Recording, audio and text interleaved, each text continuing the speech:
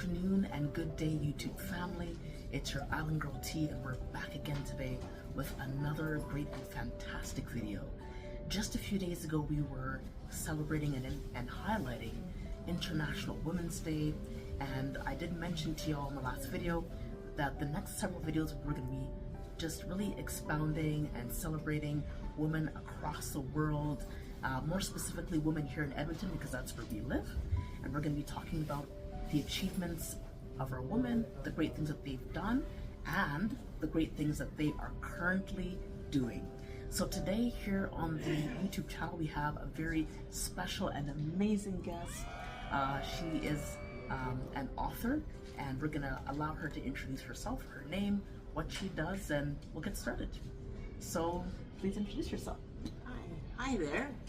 I'm Allison Clarke, and I'm a poet, young adult fantasy author, and now delving into the world of historical fiction with Phyllis. So Phyllis was published by the University of Calgary Press in 2020, and it's basically a novel in verse, written through a biographical lens about the work and the life of Phyllis Wheatley. She was the first African American to publish a book of poetry in 1773, and she was a slave, so a very monumental story. Wow. And I was proud and honored to tell that. And she's doing pretty well on Amazon. She's actually hit #1 on Amazon, which is hard, not easy for a novel in verse or a book of poetry. And so that was my latest venture. I'm also known for young adult and fantasy novels. And that's my sister series, Young Adult Fantasy, which has done pretty well as well. And on the Book Poetry Association's list of Alberta, hit #2, Circle hit #2, the last book in the series, the third book, and Whole Series hit #5. So a very strong, loyal following, and also international. The sister series was first published by UK Press. Wow. And so following there as well. And with Phyllis, it kind of picked up momentum. As our following with Phyllis, strong showing UK, actually sold out on Amazon.co.uk. So I have a strong UK following, as well as in the States, as well as here. And so, as mentioned in my books, there's an army of light building and manifesting. So I'm very excited about that. Wow. And it's very, very exciting. That's so awesome. Yeah. So I want to start by asking you, how did you start writing books? How did you start writing poetry? Tell us more about your beginnings and your vision, and what gave you this inspiration to start writing poetry and these amazing books. And I've always loved to read. Yeah. And that kind of goes hand in hand with writing. And I was younger, I was always in the library, like this one.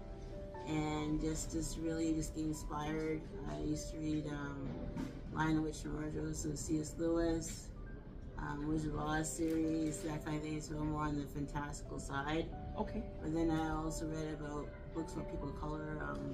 Rule of Thunder, Hear My Cry. That's a very important book. Okay. The struggles of Black people, more specifically in the States. Wow. And so I read a whole range of things. And libraries were always magical places for me and comfortable. One of the few places I felt safe as a child, a Black child. And so books were always comforting to me. And you hear that from a lot of authors of books. Libraries are a very comforting place.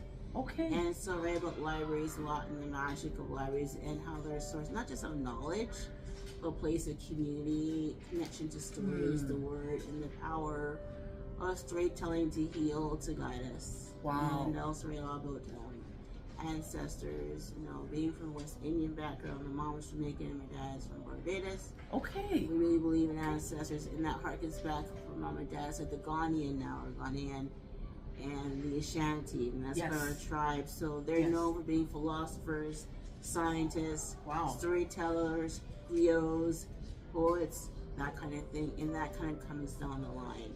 Wow. And so people in my family who are very strong storytellers, writers, and kind of reverberating. So all those kinds of themes are kind of very present in my books, and even so in Phyllis. And it's just interesting. It's important that we remember where we're from, where absolutely. we're going. Like Bob Morris said, we got in our past, present, and future. Yes. And these are things that we need to connect with. If we don't do these things, we're lost. I agree. We're unhinged and we're lost. Yes, 100%. 100%.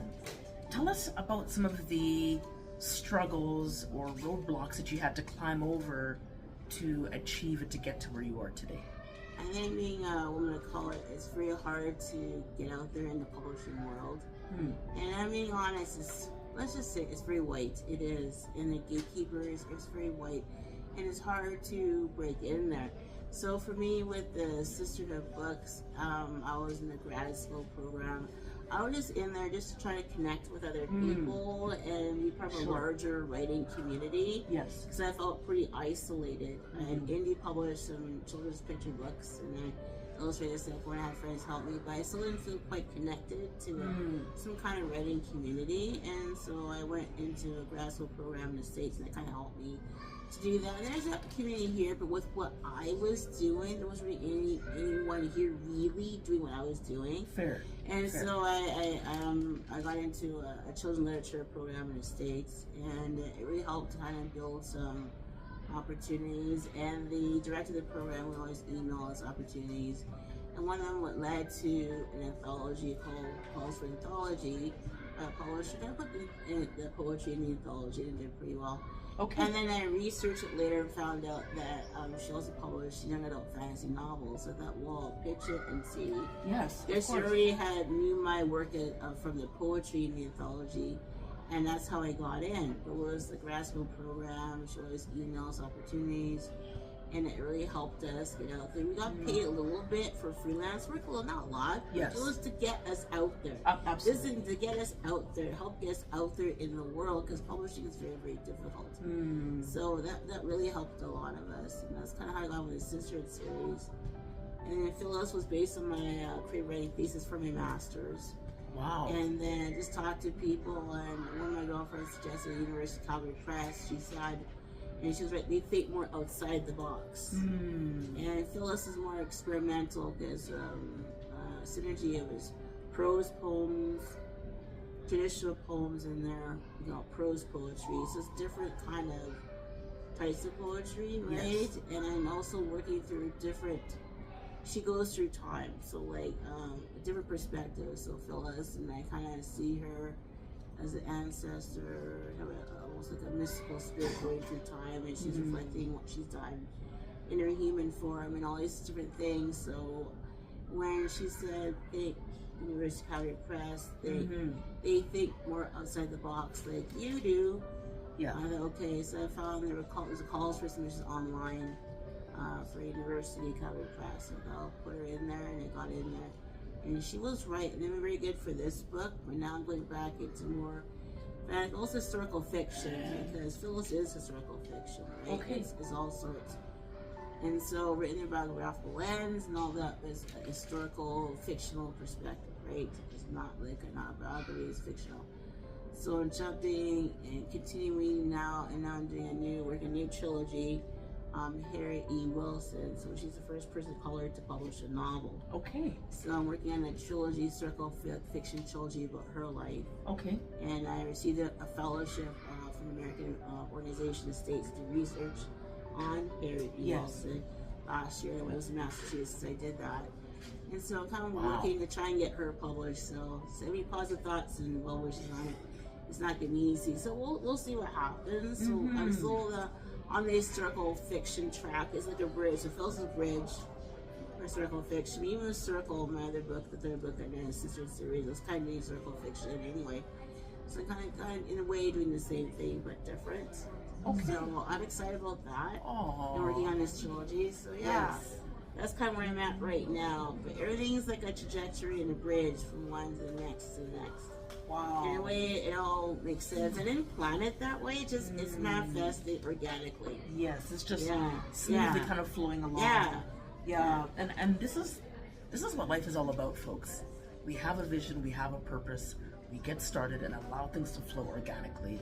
And it sounds like you're doing fantastic. I'm so proud of you. I've known Allison for a few years, and we each have our own journeys, but it's so wonderful as women. We can still connect and talk about what we're doing and support each other. So that's what we're doing today, is just supporting one another and seeing where life takes us. So Allison, tell me a little bit more about your educational process. Like, you know, let's say from high school to university to, you know, how did you kind of get your foot in the door in terms of like writing and actually getting things published and having people recognize you? Like, how did that start? It's a long process and continues. We're always educating ourselves, aren't we? So, well, from high school, I was getting published. I was part of this newspaper club, and they had a newspaper. Okay. Yes. And so I got stuff published in there, and a lot of high school students, well, my peers, came up to me and liked what I was doing. So I did that. And then I went to the U of A for my first degree. So I did a degree in sociology, the double minor French and English. So Okay, yep. getting in there, I did different things, and I was always in the English department anyway, but hey. Yeah. And I was just always observing about calls for different poetry, this, that, and so I just was observant. In the Department of English, I always had the bulletin board calls for this and that, and I wrote them down and submitted my things to Yes. different journals. And that when I got into Ariel, I think it was published by University of Calgary. I got some kind of Black history themed, I guess you call it, poetry in there. Yes. And then the Gateway is the University of Alberta newspaper. So I got poetry published in there. Wow. Right? And so it's about getting out there because the Gateway paper is always around the campus. So I looked at it, maybe I should try and put something in there. Yes, of course. So I submitted and I got that in there. So that's how you get out there, and just by observing calls for different things and talking to people and this and that. Mm-hmm. And then when I finished U of A, I was doing different things. Then I had a lot of physical or health challenges. Okay. I had to face having cancer. I had cancer twice. Wow. I'm a 2-time cancer survivor and Hodgkin's disease that was in the lymph nodes. Gotcha. So it was, of course, switch in priorities, obviously, focusing on the health. People ask me if I was writing poetry or novels, time, obviously, no. I'm just trying to survive, right? Yes. And conquer cancer. And twice was difficult. So that period was more about just trying to get through. Get through, yeah. And then once I was a lot better, I thought, what do I really want to do next? I was talking to my uncle in the States, my mom's brother. And so I always wanted to do my English degree. My first was sociology major, and a lot of reasons why I did that way, but I want an actual English literature degree. So Right. I thought, you know, I want to do a master's done. So I already had the BA. And I talked to different people. And I did apply to key universities, but Okay. it's tough, and I'll say why. For people who want to do master's, grad school, it all links together. So, because Canada has a limited number of spots, it's more competitive, and there's not a lot of money for grad schools here. There just isn't. So, my other uncle, my dad's brother, suggested I apply internationally, and especially the States. And that's where I got in. And the cash rating too is more expensive, but it's easier to get in. And I talked to people with different programs, even some applying for dentistry. Okay, yeah. And you was finding U of A, and you found a hard time. We got into the States a lot more easily because they have more money.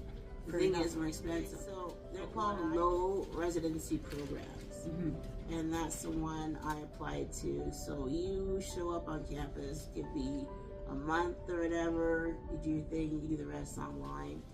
There are a lot of programs like that in the States. I think there's some in Canada too. And it's an easier, cheaper way to do a master's, MFA. I could have done the MFA, but I think it was just too involved. I just did the master's. It was easier for me. But it was a better way to get a master's in English. I focused especially in children's literature. Yes. And that was a gateway for me. And it helped me get into publication opportunities, right? Okay. So these are things to think about in terms of grad school. If you want more opportunities, get published, being part of a larger literary community, and being a person of color, and have a lot of financial means. You have to think ways around it. Be creative. And then my uncle was very good. He's passed away now, but he always said, think globally. Don't put yourself in a box. And to say more, I applied for a master's degree at the U of A. I got rejected, and I was devastated. But it didn't matter. There are other places you can apply to. That's right. And that's the thing, right? I love what you said just now. She made a very key point is to be creative and not be put in a box. And I think that this is something that growing up, no one ever told us this. Right. They didn't teach us this in schools to be creative. They kind of had a standard formula as how to succeed in life. And my thought process has always been to be creative. Do not try to put me in a box, because I'm going to find a way to get out the box and figure out another way to get what I need to get done. Because that standard ABC way is not always the right way. Yes. And it may not always be the most successful way for you. Yes. So think outside the box and be creative. Find other ways to get yourself out there and get your dreams, get them going. Yes. Yeah, and my uncle, he's passed away now. I mentioned Allison Clarke, very beloved in the West Indian community in Edmonton. He passed away from ALS, but as an uncle, he helped all his nieces and nephews, not so much with money, but with the knowledge and advice, which I think I should iterate that. Advice is very important. A person might not have money to help you, but they might have advice, which is also very valuable. And talk to other people about what you're doing, because it'll help you figure out other ways to do things and different approaches. And I think that's very important, to get feedback, right? And talk to the people how you do this and how you do that. When I was doing my master's, I had issues with trying to get finished. I had to change advisors. And again, I talked to people of color who were in grad school, either in there or finished, especially once you're finished. And they gave me very good advice about how to approach getting an advisor, for example. That's what I had to do. And it just, again, feedback, things I didn't think about, but they had the knowledge because they went through it themselves. And going to other people of color was really helpful, because part of your own community, they understand what you're dealing with being a person of color. Fair enough. They're really helpful. So again, I had to go out in the world. I knew people, I had coffee, we discussed. And that's really important, is to don't be afraid to reach out to people to get their perspective about how to approach things. It's good to get other perspectives. Yes. And then you have more to draw on in terms of resources and advice. These things, not just for writing, but for anything. You want to talk to other people who actually have done it or going through it, because they have the knowledge, because they actually have done it and can tell you what their experiences are, and that will help you determine your own path. And I think that's very, very important. That's what I had to do for grad school. Because those people I finished, I'm the first one to go to grad school. Wow. See, and when you're the first to do anything, you don't know who to draw on. I had nobody. Yeah. I didn't have anybody. So you want to talk to these other people who've done it to show, I did it too, and I'm a person of color, so you can do it too. And this is how I did it. This is kind of the things we have to do. And people forget that it's important to talk to other people who have the knowledge and experience, who've actually done things, because they can help guide you. I agree. You can't just stay on island on you. You have to reach out sometimes, and not just the online thing, face to face. Face to face is always the best. Yes. It is always the best. Will always be the best. That will not change. And I think that's important for me to put out there. It is, like I said, it's not just about writing advice for writers, for anybody. No matter what area or sector you want to get involved in, this is applicable to anything like that. Any sector, any area. Yeah, so that's really, really important. So, because of people who helped me along the way, some were elders, some about my age group, some younger, and I try to pass it on to people who will listen. Those who don't, that's okay. But I talk to people who will actually listen, right? Because I know stuff. Right? And that's the thing. And so all about networking and helping each other. It's about being able to listen. This is listen. wonderful. Listen. And you might do things a different way. Fine. But listen. These things are really important. And that's how I learned. I was lucky. I still have aunts, some adoptive, some blood aunts, and they always guided me. I find the women, and we're talking about women, International Women's Day, which was yesterday. Yes. But the whole month of March is dedicated to women anyway. And I find for me, the women have always been instrumental have lost some ancestors. It's been very hard on me and a lot of us. They were the rocks for us. They were the cornerstone. They were the ones that kept things together. Yes. They were the matriarchs, and Right. we miss them very much. Of course. And they just, again, the advice. And my aunts, they weren't like, you know, oh, just do what I say. No, it's just about talking about their experiences. This is the power of storytelling. And you hear their stories, and you can learn from what they went through, and what you can do differently, or what you do similarly. Correct. Right? And this is the thing. And it's like there's that saying: we stand on the shoulders of our ancestors. We do. It's important that we know our history because we learn from their mistakes as well as their triumphs. Absolutely. And these are things we have to, especially as Black people, we have to remember these things. And the younger ones need to pay attention and listen. They need to learn. Because without that, you will be lost. Fair enough. You know? Yeah. And I talk about that a little bit in my book because I touch on those things. Okay. That's fantastic. Allison, thank you so much for sharing with us a little bit of your life story, mingled in with your successes and roadblocks. As we all know, we have to go through these different stages or phases of our life, or even phases of our dreams to get to the greater goal. So at this time, Allison, can you actually lift up a few of your books, tell us about the book and where people can actually find these? Okay. Yes, let's talk about it. All right. So this is book 1 of the Sisterhood series, the Sisterhood. I'm not sure you can I'm see gonna go that. ahead and just put that right up to the screen so y'all can see. This is her first book right here. Yes.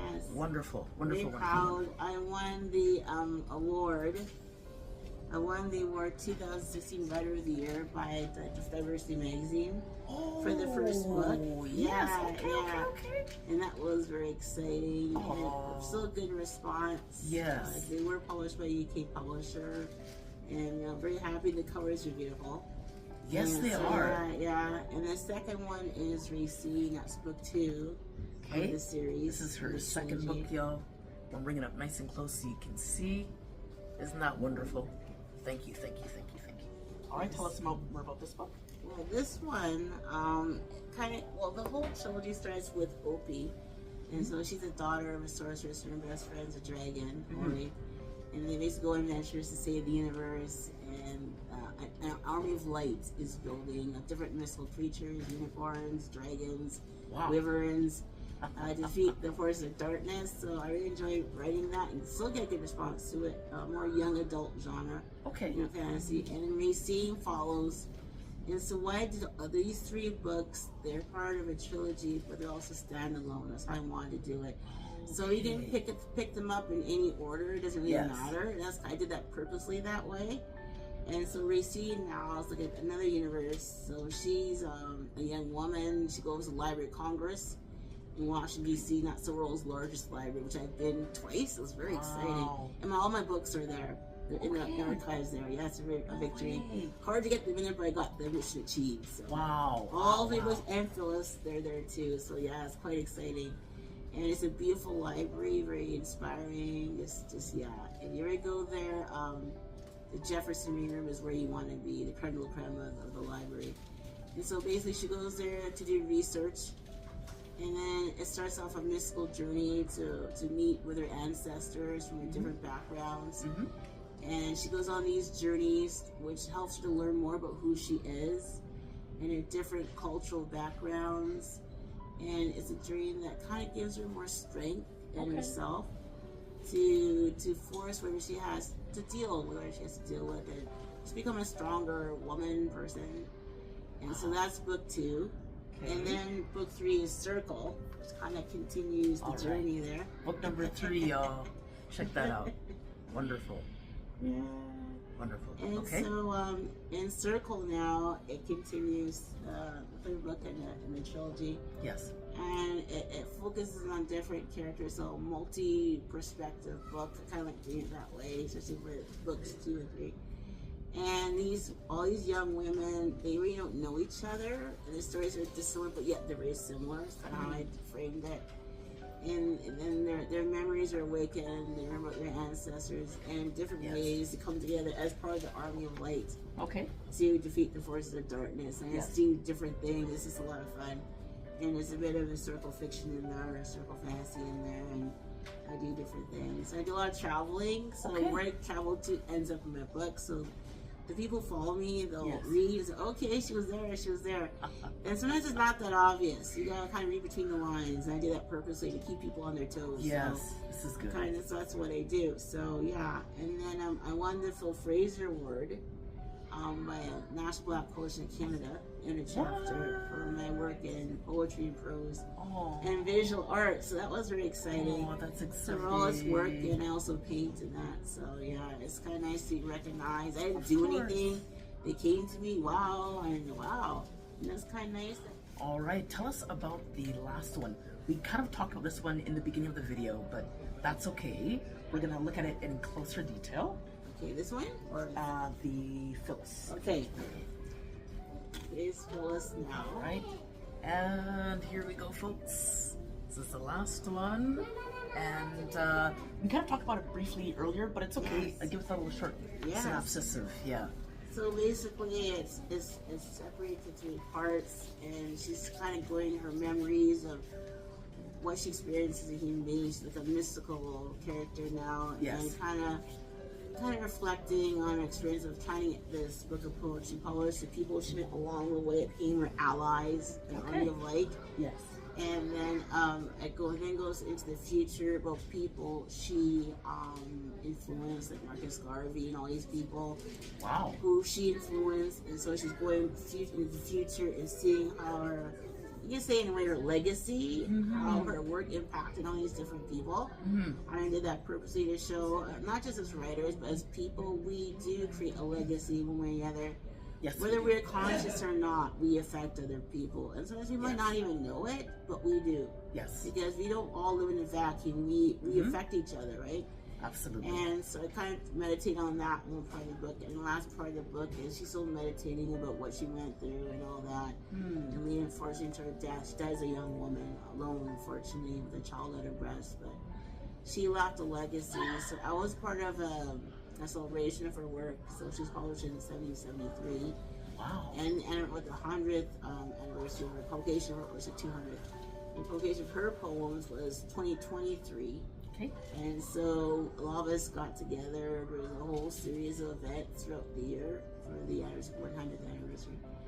And it was just very exciting, really, just to see all these scholars and all that and talking about things. And I'm part of it now, so from those scholars, poet, writers, whatever, and we all got together.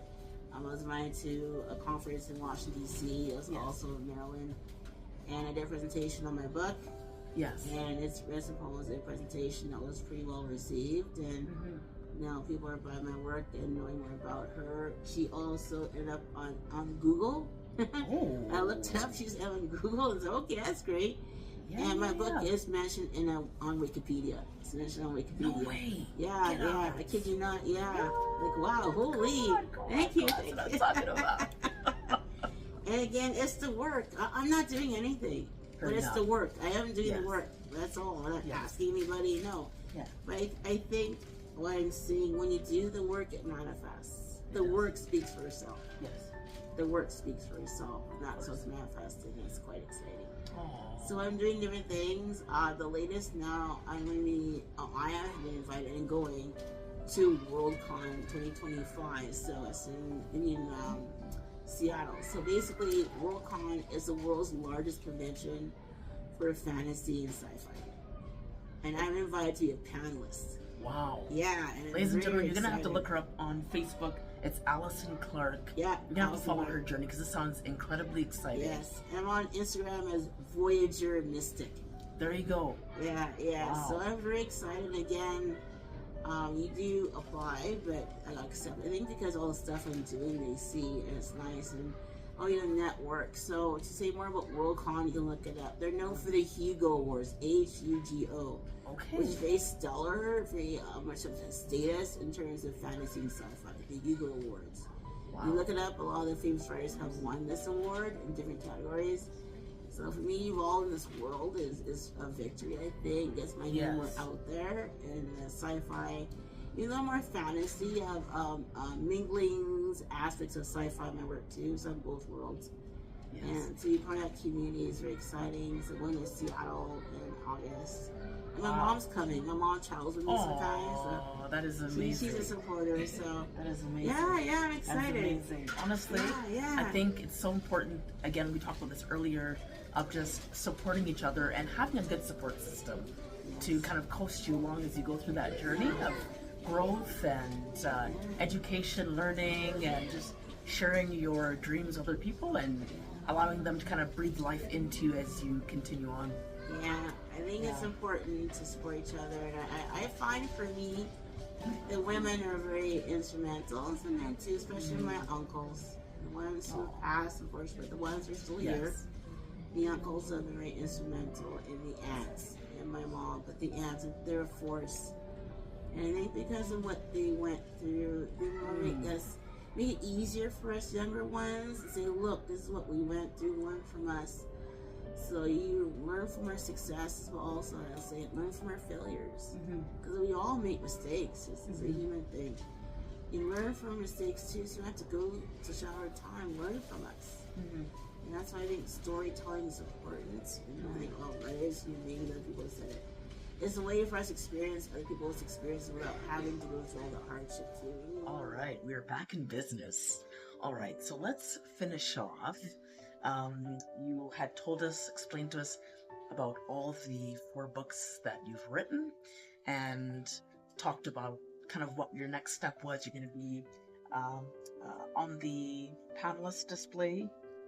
Panelist, yeah. There you go, panelist. And that's happening where again? In Seattle, Washington. Washington. Worldcon 2025. Wonderful. Okay. So I just would like to say thank you so much, Allison, for your time today. It has been so great interviewing you, talking to you, and sharing kind of our successes as well as a little bit of roadblocks and things that we had to go through to get to our success route, but we're still so grateful regardless. Also, I'd like to let you guys know that you can go ahead and follow Allison. What are the different platforms again? I think you mentioned before. I'm on that Facebook, Allison Clarke. You can see me on there. I'm on Twitter, but not as much. Mythologist 200, but I'm a lot more on the Instagram. So Voyager Mystic. One more. Okay. Voyager Mystic on Instagram. I do go check my Facebook author page, Allison Clarke. You'll see there's an image of Opie on the page. You'll see it. Okay. And Big Ben, and you'll know why. So you'll see that. But yeah, I do what I can. Obviously, the writing is more important. So yes. But you can track what I'm doing there. I also have a website, AllisonClarkeAuthor.com. Okay. So like how my name is spelled here. You can follow me. And I think all the social media channels are connected to the website too. You should see the links there. But yeah, these days I'm on the Instagram and the Facebook author page. So like I said, and that's another thing for you to say with social media is important, but in the end, the face-to-face was important. Yes, of course. From books and all that. Right. And you can't place the human connection. Fair. Also, I would like to say social media, don't try and do all these different platforms. It's impossible. Pick any one or two and stick with those. They're there for you because you're even too overwhelmed and running things too thin. So I do need the Facebook, Instagram. I'll check Twitter once in a while, more Facebook, Instagram for what I can do. It keeps my sanity, my balance. Yes. And the other times, really, I'm writing. So that's what I have to tell you in terms of that. Okay, excellent. Well, we're going to close out this video for the moment, and I want to say a special thank you to all my friends and family, my subscribers, and if you're stopping by for the very first time, you're always indeed welcome. Thank you, Allison, for joining us today on the Island Girl Tea YouTube channel. And I'm sure this may not be the last time we see you again. No, and oh, one more thing, my books, you can get them at Audrey's downtown. Audrey's downtown, a very independent local bookstore in Edmonton. Okay. So all the books are there. And also Chapters Terralosa. If you're down 170, Chapters Terralosa, not far from Toys R Us. Wonderful. All my books are there as well. Okay. Excellent. All right, y'all. Bye for now. I'll see you in the next video. Bye.